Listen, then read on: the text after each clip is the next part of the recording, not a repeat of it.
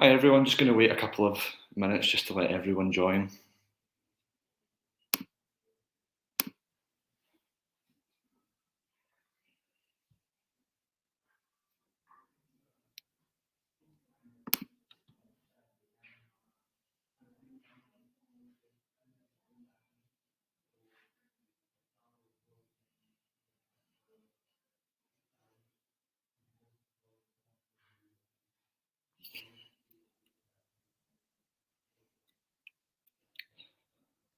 Great, so let's get started.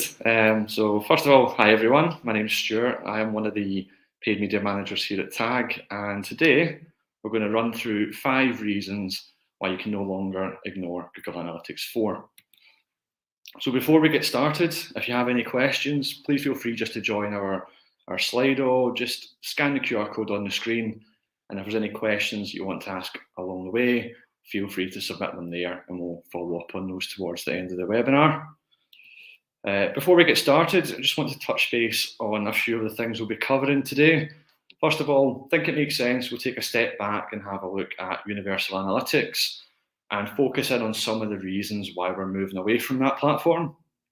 And then we'll have a look at the 5 key reasons why you can't ignore Google Analytics 4 and why you should be preparing to move towards that.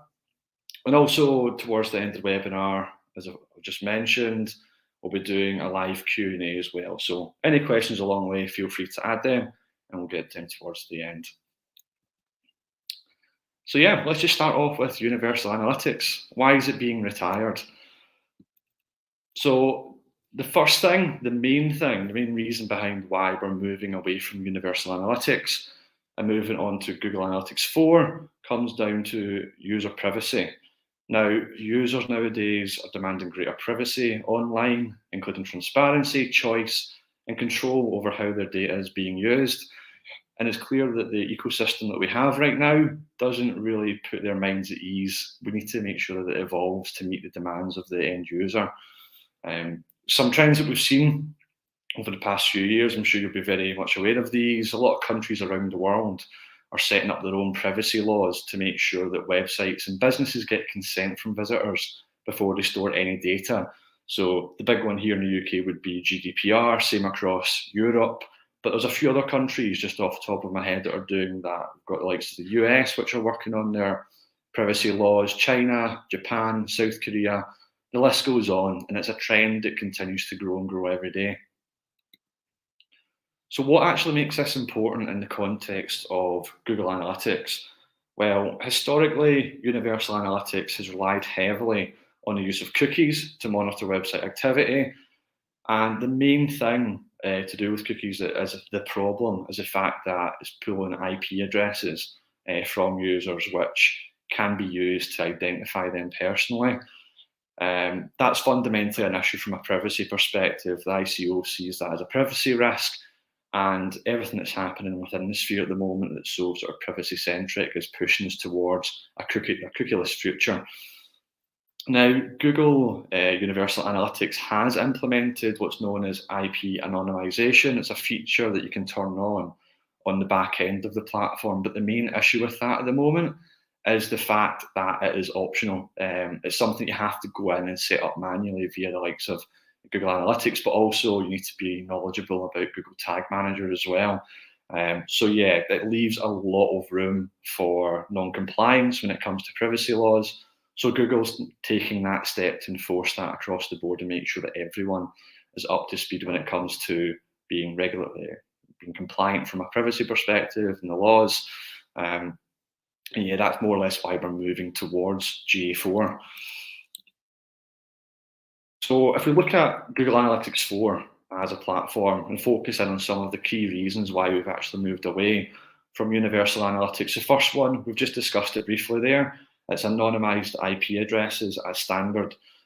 So as we've mentioned on Universal Analytics, to set up IP address anonymization, you had to go through quite a complex process to have that set up, and it wasn't something that everyone knew how to do straight off the bat. So Google Analytics 4, with that, it's as standard across the platform. As soon as it's set up, IPs are anonymized. So that really combats some of the issues with regards to privacy.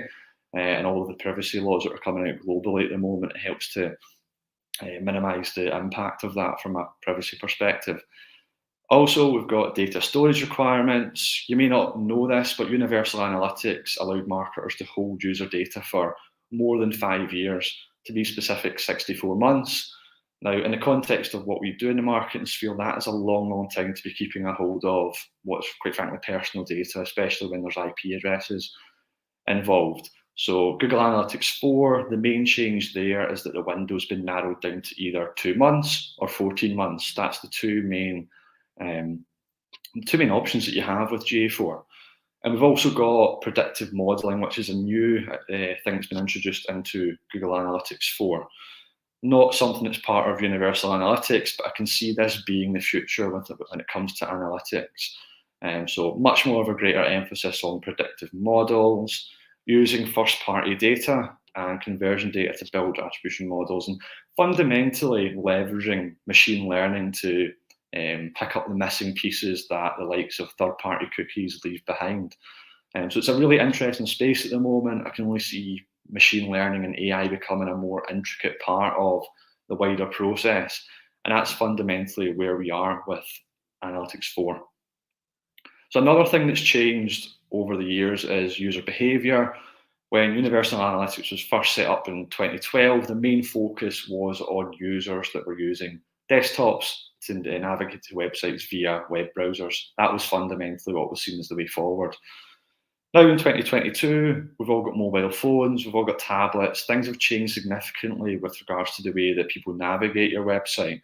But not only that, websites have improved as well. There's multiple different user journeys, different experiences. So with all of that in mind, Universal Analytics, with the way that it's set up just now, doesn't really fit the bill and is restrictive in some ways. So looking more precisely at the two different platforms and the key differences, one of the main differences is the way that data is modelled across Universal Analytics and Google Analytics 4. So on Universal Analytics, it uses what's known as a session-based data model. And what that effectively means is that everything that goes into Universal Analytics focuses on things like sessions and page views, bounce rate, time on site. And although these are really important metrics to consider and they do provide a lot of value, moving over to Google Analytics 4, it will be focused more on events, so things that are actually taking place on the website. So a few things could be like scroll depth, it could be whether or not someone downloads a file or not. Fundamentally, what's happening now is we're seeing a change in the trends. Rather than looking at actions based on sessions, it's actually about what's taking place on the website itself, and that is naturally where things should be going. It makes it a lot better for us as marketers. We get better insights, more flexible tracking. We can add a lot more different custom parameters to make our data more effective. And yeah, Google Analytics 4 definitely is allowing us to do that. The second point here, cross-platform tracking. You may have heard Google introduced Firebase a good few years ago now to help track mobile app traffic. But the problem with that is that it doesn't integrate particularly well with the Universal Analytics as it stands at the moment. So you could compare reports side by side, but there was no solution to bring all of that data together in one place. And with Google Analytics 4, it allows you to do that. So if your customer journey involves users going through an app on an iPhone or a Samsung, or whatever that may be, all of this data can now be attributed in one analytics platform, which makes it a lot easier to get strong insights from that. And the third point, the user interface is fundamentally outdated on Universal Analytics. It's been a long, long time that it's been running for, and the amount of data that Universal Analytics holds can be very overwhelming, especially if you're new to the platform. It's something we'll talk about in a little bit more detail later on in this webinar, but fundamentally GA4 has been overhauled and simplifies the whole process, gives you more precise reports as opposed to the volume of reports. It's all about focusing on the data that really matters as opposed to the data that you can get a hold of. So yeah, just having a look at the Universal Analytics just a kind of walkthrough of it really. What you'll see is the platform contains 30 predefined reports. I know myself, a lot of the time when I'm using Universal Analytics, I'll use maybe 10 maximum. Fundamentally, it's a lot of bloat. It's not very insightful from the user perspective, from us as marketers. And it, a lot of the time, can draw your eye away from what is genuinely important within the analytics platform. Now, looking at Google Analytics 4, the key thing that's changed is that it's been tweaked in such a way that it makes it a lot more user-centric. It makes it easier to navigate. The main thing, what you'll see is the homepage at the very top of Google Analytics 4 is custom effectively. It's tailored to whatever you're doing within Google Analytics. It's based on your behavior. So if you regularly visit, let's say, the reports page, it'll pull more reports through onto this initial page, and alongside that there is a widget actually on the homepage of Google Analytics 4, which lists all of your most visited areas within the analytics platform. So really insightful. It's about trying to declutter the platform as a whole, and I think Google Analytics 4 has done a really good job of this to make sure that we're focusing on what matters most. So now we get to the good bit, 5 reasons why you can no longer ignore Google Analytics 4. So fundamentally, first part, time is running out.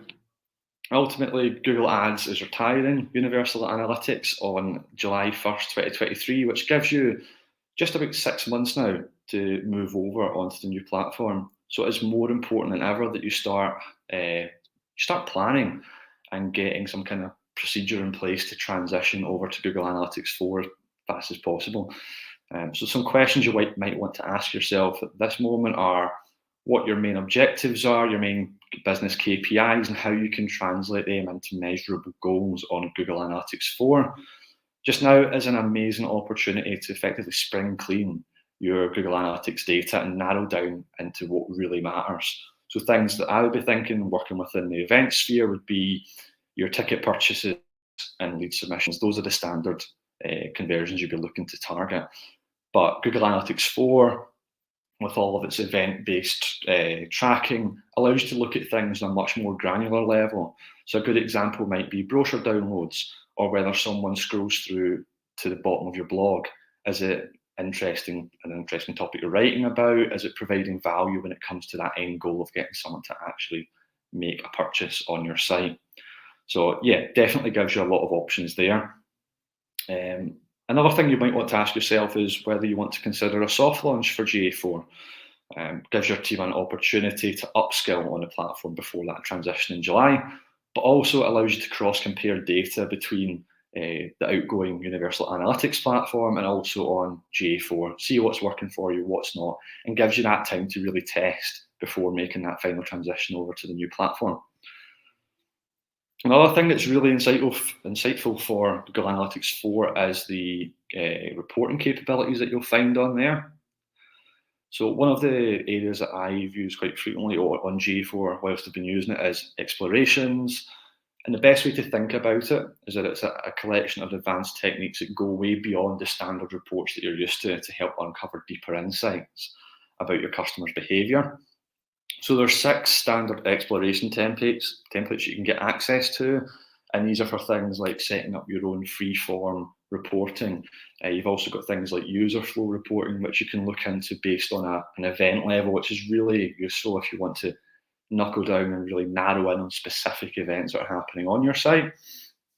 Now, the Universal Analytics did make use of some of these reports in Universal Analytics, but the problem with that was because this platform was session orientated for the data model, it placed a lot of limitations on just how granular you could get with your insights. So moving across to GA4 is fundamentally the final piece of the puzzle when it comes to reporting within Google Analytics as a whole. So I definitely recommend having a look at that if you haven't already done so. But another thing is new automatic tracking. So just having a quick look at this here, this is one of the more sort of innovative things that GA4 brings to the table when it comes to tracking. So with Universal Analytics, you'll be used to just keeping an eye on things like page view and sessions as standard if you just set up Universal Analytics on your site and don't set up any conversions. With enhanced measurements, it's a suite of automatic event tracking features that allow marketers to get more data out of the box. So effectively, all you have to do on GA4 is select this within the back end of the system, set up a couple of tweaks here and there on Google Tag Manager. It doesn't take a lot of time compared to Universal Analytics. And then you'll be able to pull down things like scroll depth, outbound link click. I think one that's really important for our industry would be file download. I'm thinking of things like brochure downloads, particularly relevant if you're working within a space where you've got really high ticket prices and conversions don't come around very often. If you're able to leverage things like brochure downloads or what's known as micro transactions or micro conversions more accurately, what you can do there is try and focus on that as opposed to your tickets. More often than that, that is actually more beneficial than just focusing on tickets alone. From an algorithmic learning perspective. The next point is predictive analytics, and this is probably one of the most sort of exciting features that Google Analytics 4 brings to the table. So what it's actually doing is it will combine machine learning and artificial intelligence algorithms to predict future behaviour of users. So fundamentally, this will help to supplement any losses associated with reductions in user data. I know that we're going to be losing the likes of cookies soon. So this is Google's response to that, leveraging different ways of working, machine learning, artificial intelligence, trying to find ways to be able to predict different audiences. So you can see on the screen here a few examples that have been cited by Google already are likely 7-day purchasers. So these are people that have been on your site that have demonstrated behaviour similar to people who have converted in the past. And what you can theoretically do here is create audiences off the back of that to target those people. So it could be exceptionally powerful in trying to find new audiences and also with remarketing audiences as well, of course, being able to get a little bit more granular as opposed to just targeting everybody, leveraging these new systems to focus on people who are genuinely ready to convert as opposed to people just browsing on your site. Then we've got privacy controls, which is the final point. I know that we've touched base on this a few times now during this webinar, but it's fundamentally the reason that we're having to move over to Google Analytics 4. The platform is privacy first, and it's all about making sure that you comply with privacy laws, not only at your website level, but for Google as well. They want to make sure that they are much more transparent in the way that data is handled. So we've got things like IP anonymization, which will be standardized. We've got data retention, the sort of upper limits on how long you can hold that data for have been brought down as well. And another point that's really interesting is you can actually delete specific data from a particular user if that may be the case. A good example might be if someone wants to opt out of, having their data held by your company. Usually you would take them off our email remarketing list, but with this you can go that one step further to make sure that you're fully compliant and you're not holding on to any data that would otherwise be problematic from a sort of legal point of view when it comes to privacy. Now, not to be super dramatic, but you really do need to act now. Google Analytics, as we know it, Universal Analytics is going to be getting shut off as of January. And if you aren't already preparing to move over to Google Analytics 4, then you need to act now. Fundamentally, it might even be a little bit too late. This really should have been done 6 months ago. But fundamentally, we're going to be stepping away from Universal Analytics. So some things you should be looking to do as of today is setting up a new Google Analytics 4 property and start collecting data as soon as possible.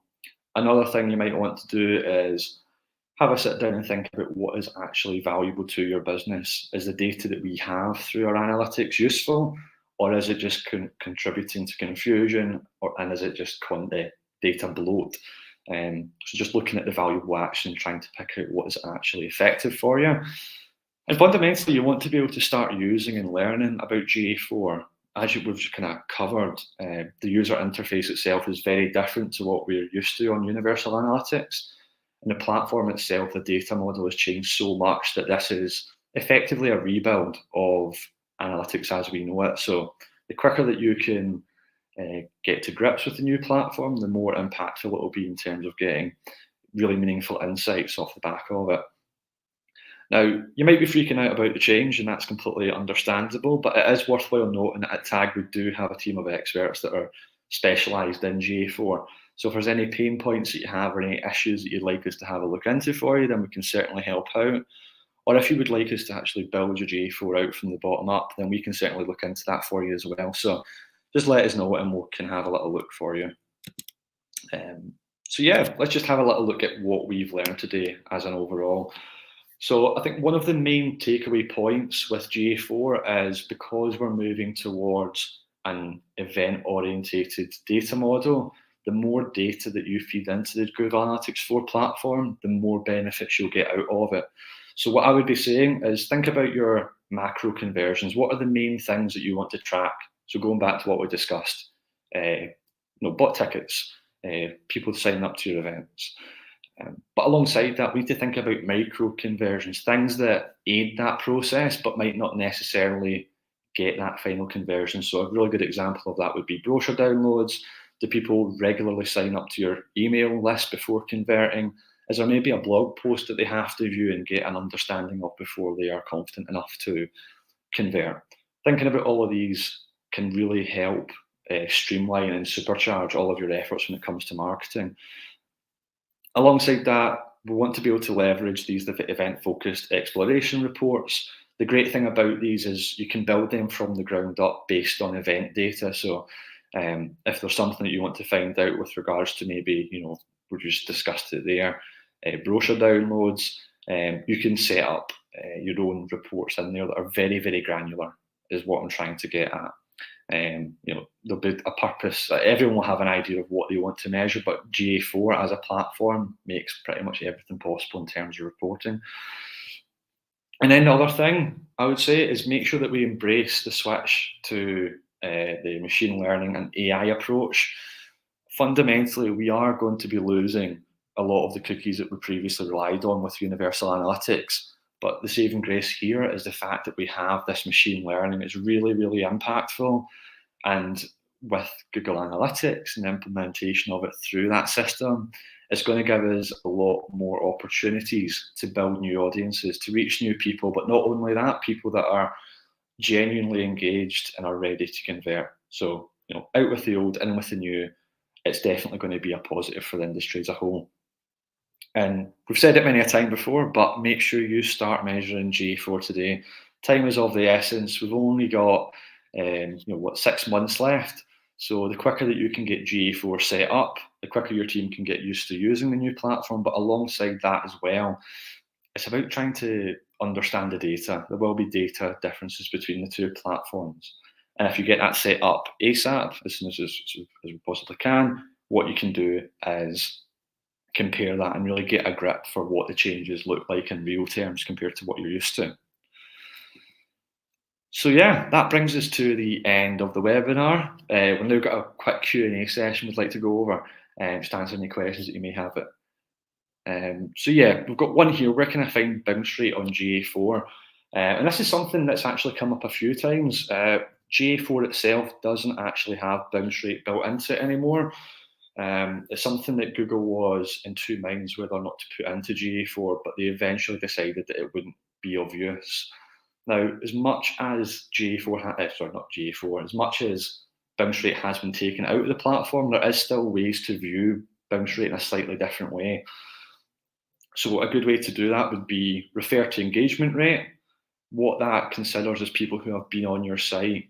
It's not even engagement rate. Engagement users looks at people that have been on your site before and picks out people that have been on the site and have visited 2 pages or more. So effectively, the opposite of what we know as bounce rate. If someone's engaged and they're going onto 2 different pages, then they're no longer within that bounced category.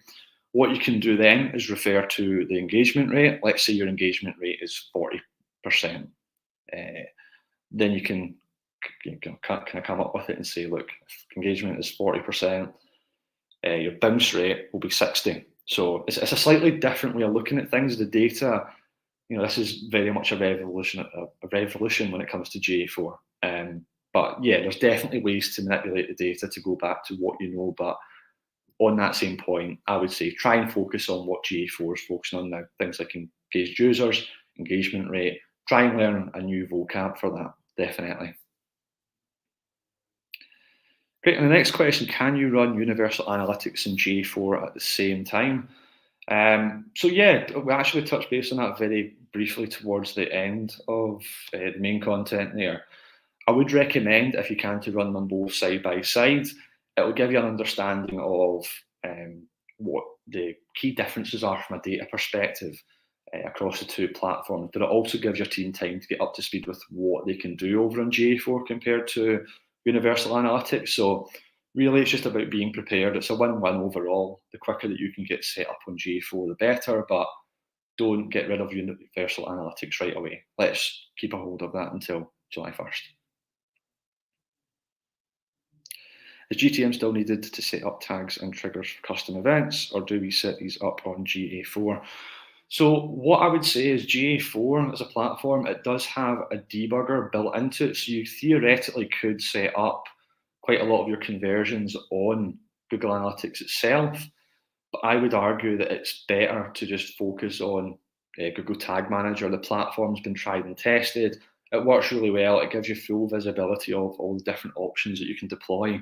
And fundamentally, it is just a better system for tracking. So I would say the best thing you can do is try and build out on Google Tag Manager instead, and then just refer to that within Google Analytics. So yeah, fundamentally stick with GTM. I don't think Google Analytics 4 is quite up to speed with that platform as of yet. So yeah. So what are events on GA4? This is a good question. There's been quite a lot of key differences between the two platforms. So previously over on Universal Analytics, because it was session based, a lot of the key metrics that we're used to, like page view, sessions, all of those were within their own defined definition. Whereas with GA4, everything is being ported across as an event. So, page view is considered an event. As we just mentioned there, the sessions themselves are events. So everything's been moved across to an event-based model. What that means in practice is that it should be a lot easier for you to pull the metrics that matter most to you. Whereas, Universal Analytics focused on session-based, and a lot of the reports were restricted because of that. Everything's now getting moved across to events. So it just means the system itself can focus in on that model and be more impactful overall. So what would be the easiest way to explain the board drop-on website? Let me double check that. Hold on, give me 2 moments, just going to make my screen ever so slightly bigger so we can see that question. What would be the easiest way to explain to the board the drop-on website visits since switching into GA4, please? So generally, the best way to think about it with GA4 is because the model in which the two platforms run in, you've got Universal Analytics, which was session-based, and now we're moving to GA4, which is event-based.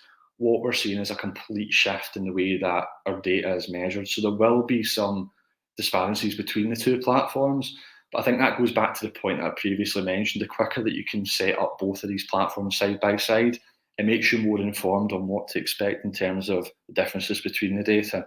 So fundamentally, if you think of GA4, it is a rebuild from the ground up. So things that previously worked in Universal Analytics now can't really get transformed over into GA4. It's not a like-for-like fit for one another. This is very much built from the ground up and starting afresh when it comes to analytics. Hopefully that answers your question.